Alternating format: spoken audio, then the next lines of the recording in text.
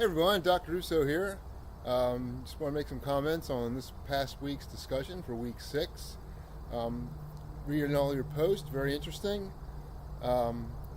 Make sure you read my wrap-up post. I gave a lot of very important information in regards to both topics that we covered, neurological issues and also collagen and the importance of collagen in the body structure.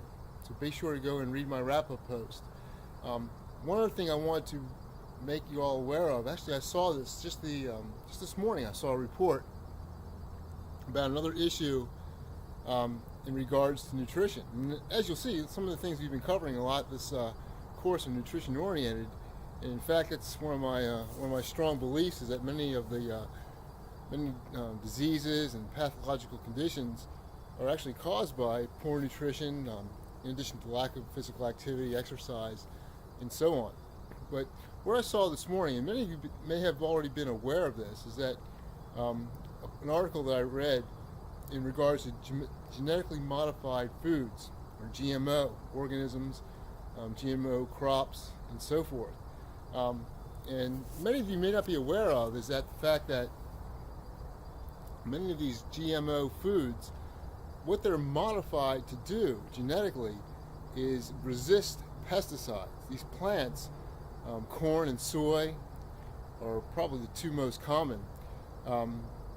They're tweaked in the lab. They're genetically modified to be able to withstand high amounts of pesticide, and so therefore farmers can spray the crops, kill pests, weeds, especially insects, and so forth, so they can get a higher yield of crop. And so but the big issue has been that a lot of these chemicals stay with the crop after they've been harvested, processed, and they eventually make their way into the food supply, and with serious consequences. In fact, a lot of common or more prevalent neurological disorders nowadays are being attributed to various chemicals. Glyphosate is one in particular. Monsanto makes it, and I think it's Ready Roundup is the pesticide that's used. They've been linked to autism, ADHD, various psychiatric disorders, even multiple sclerosis, ALS. Some of you may have reported on this week's discussion.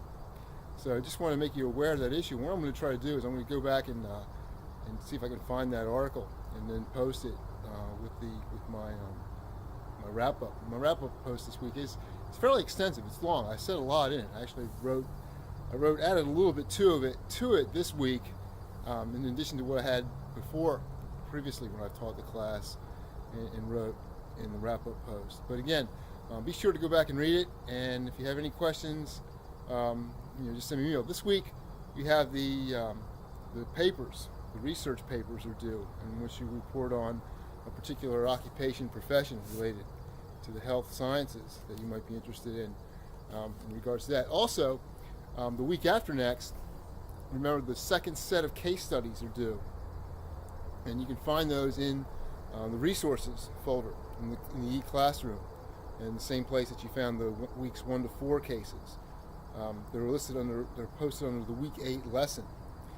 So if you haven't already gotten started on those, it'd probably be a good idea to get started on them now, because week 8 we also have a final exam, and it's a short answer. It's a short essay type exam where you answer 8 out of 12 questions. You get to choose from, I believe, something like that. Go back and make the details on it. But there's a lot of work coming up in the last 2 weeks of the course, so you want to make sure you get started on those cases as soon as you can.